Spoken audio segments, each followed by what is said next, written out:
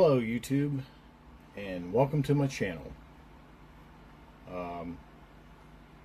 We have here on the bench is the Carisma TRDPro Toyota Tacoma body. There's been a lot of questions about this build, so I'm making this video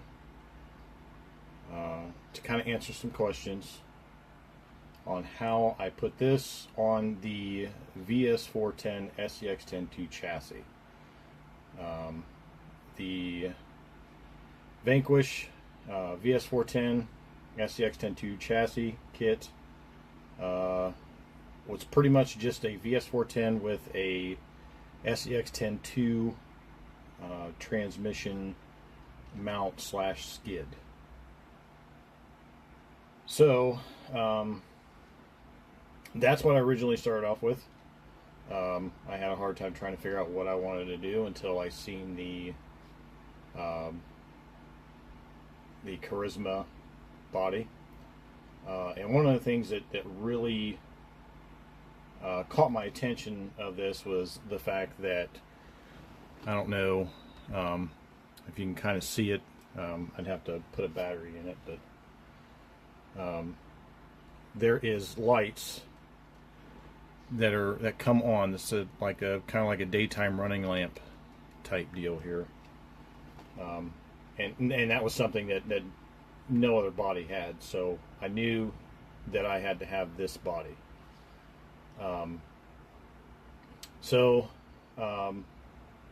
Mounting it was kind of a challenge. The rear, I actually used the front bumper off a axial SCX10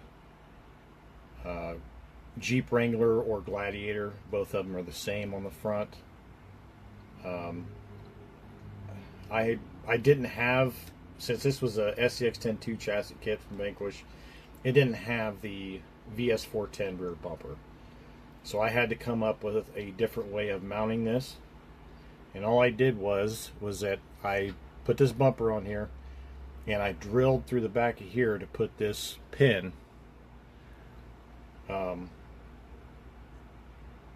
that's the only way that I could get this to fasten on the back to where it would be nice and clean. The only thing that I didn't like about this bumper, which I'll go into that as soon as I get the body off, this has molded slide pins. I don't know if you guys can kind of see it there. Like I said, I'll show once I get the body off. The front, I actually did a I don't know what you want to call it. It's a Servo Mounts with body post eyelets, and you can actually fasten it right here. Go ahead and pull these pins out. So you just pull out a pin there. On the other side, there's a pin underneath here. Pull that out. It's just kind of like the SCX10 and then the back, the one pin here, and that is it. And then the body comes off. Don't mind the wiring. I'm not completely finished with this yet. I'll set this aside here for a second. Don't mind that guy over there. That's a different project. Okay, so the Phoenix rear cage, it was a very, very tight fit. If you actually look, I don't know if you can see it or not, but it kind of overhangs just a little bit here. It's not too bad. Like I said, don't mind the wiring. I'm still messing around with it yet. The rear cage, I just used some washers. I'm not sure how the Phoenix went together. I'm pretty sure they have like little plastic type of washers, I believe. So if you ever do this, be very, very careful. So I don't know if you can see right here. Get this wire out of the way. I don't know if you can see right here, or I've actually kind of cracked it because it was very, very fragile right here. So what I end up doing over here on this side is I have this little soldering pin, and I just, you know, melted the hole in there and then trimmed it up with the Lexan body reamer. The front, you guys don't mind the glue. I had these things out in and out so many times. I think I actually stripped out the threads in here. I had just enough to get them started, and I just put a little bit of glue right here to keep them solid. But these right here are the servo mounts and the post eyelets that I was talking about. I actually have them sitting right here. This is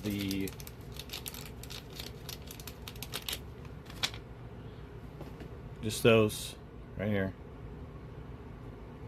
And you'll have to see how it's curved right here. So you gotta grind that down so it's flat, because if you use a screw,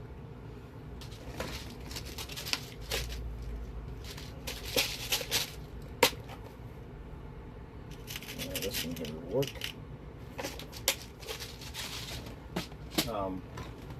Because you'll have to drill this out so it'll accept the M3 to just pass right through, because right now it'll just thread right through there. Well, if you thread this in here all the way,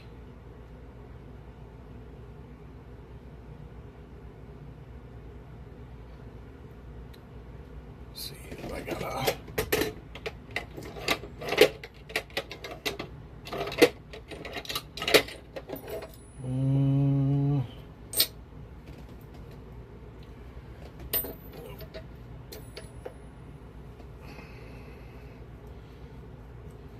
Alright, so you thread this in here, and that's where it stops. Right there. I don't know if you can see that or not, but it stops right there. So you can't go any further. So you have to grind this down here in order to have this go all the way in. So that right there is what screws into the bottom part of the grill. And then you have these guys here. These are those, you know, and I'll try to put some links in the description. But these, you'll end up, it has two holes here, 1, 2, and then it'll screw in here. And that's how I got that there.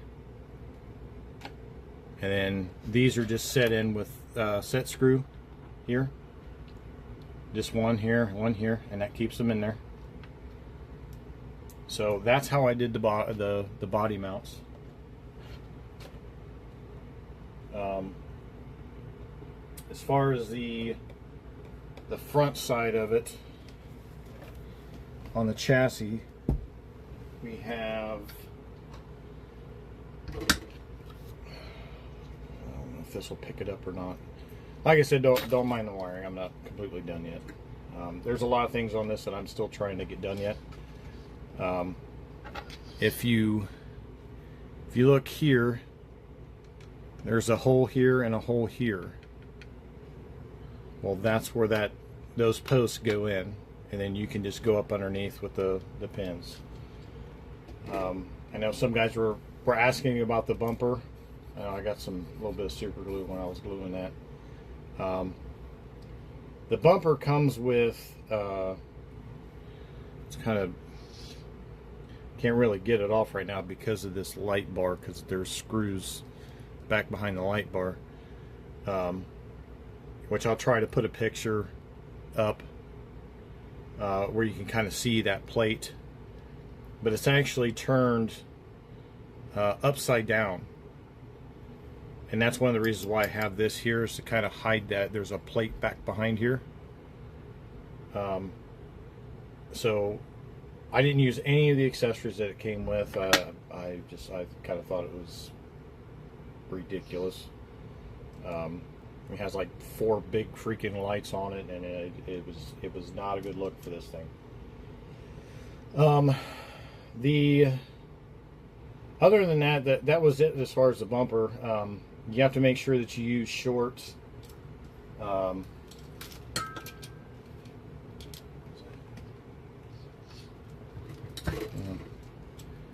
You have to make sure that you use the short studs, otherwise it's going to end up hitting the servo horn down here. So you have to make sure that you have short ones. If you don't have short ones, then it's probably a good idea to try to trim those up. The Fairlead, it is I've got a winch coming for it. It's a smaller winch. If it doesn't work, then I'll probably end up putting a servo winch up here, which I'll probably reverse it, where the pulley is up here, so it kind of comes to this Fairlead up here, because this is just like the VS4-10, where it has the hole about right where the middle of this light is for your winch cable. But I wanted this up, to hug the front end, and surprisingly enough, this actually, like, really, you can't get a better bumper for this body. These lines here line up with the grill, but the Fairlead, it's mine by Power Hobby. Cable here, it's got a magnet on it, so when you draw it in, it'll suck it in right there. It's very nice and clean. I really like it. I have it on my son's C10, and it seems to work really well. The transmission is the Vanquish 3-gear transmission. I believe they use it in the Origin. I originally bought that for this chassis. I bought this chassis and this transmission for my honcho build, aka Frankenstein. It's got a massive, just random parts, but that's what this is for, and I end up using this.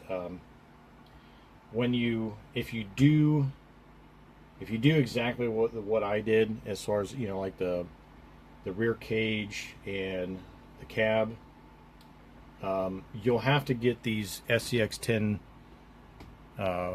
2 chassis, or I'm sorry, you'll have to get these SCX10 2 shock mounts, because the rear end, in order for everything to line up properly, you have to have your axle back. Well, these only go back so far. I'm actually probably going to end up putting, these are 90mm shocks. These are actually off my H10 Optic builder's kit. I'm actually probably going to end up running a 100mm shock in the back. I'm not sure which ones I'm going to run yet, but it's going to stay a 90mm up front and a 100mm in the rear. It's got some nice travel to it, but I kind of want more.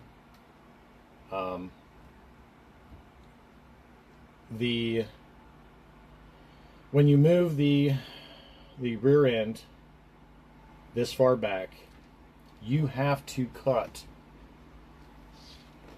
the rear fuel cell out. I don't know if you can see that in there, but you'll have to cut that out in order to get your full travel.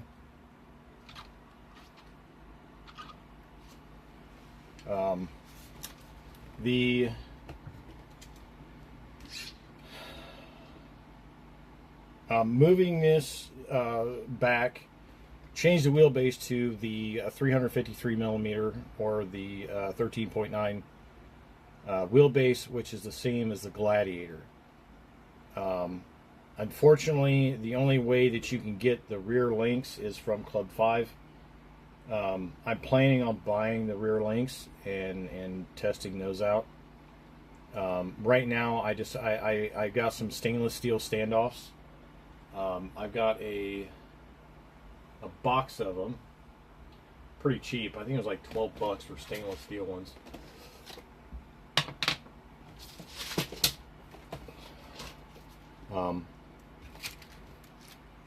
It's just a regular standoff. It's a 4mm standoff.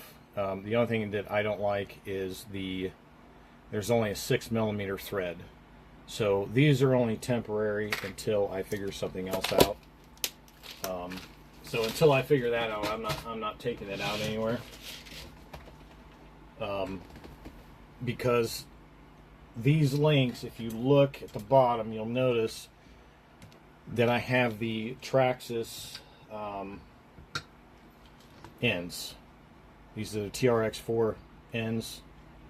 They're longer, so I can get that length, and it still wasn't enough, so I had to do the stainless steel standoffs. If you don't do the standoffs, or if you get if you don't get the SCX10 3 Gladiator lower links or rear links, it's going to set the wheelbase off. The rear wheel will not be center on the bed, and it'll look kind of goofy. So I'm eventually going to try and get those Club 5 racing. So that is a little bit more reliable, I guess. I mean, I'm afraid to take it out there right now because of that. I don't like the idea that there's only 6mm thread in that long end link. To me, it's only temporary. Let's see what else. Rear bumper, yeah. As you can see right here is a molded piece, and then I had to drill in the center with some set screws and then thread them into the aluminum bumper posts. So I can't think of anything else right now.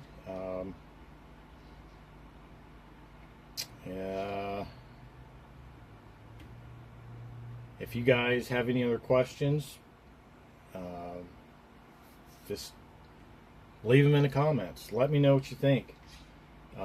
If you would like to see more stuff on this, just let me know. If you see other vehicles in my videos and you want to know, things about those, just let me know, and I will try to do a video. Some of them, it's been a minute since I worked on them, or that I built them, so I'll have to try to refresh my memory.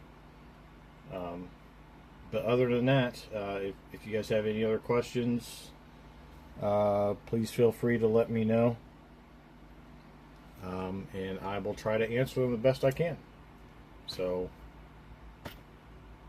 if if you would, just like, subscribe, and I'll see you on the next one.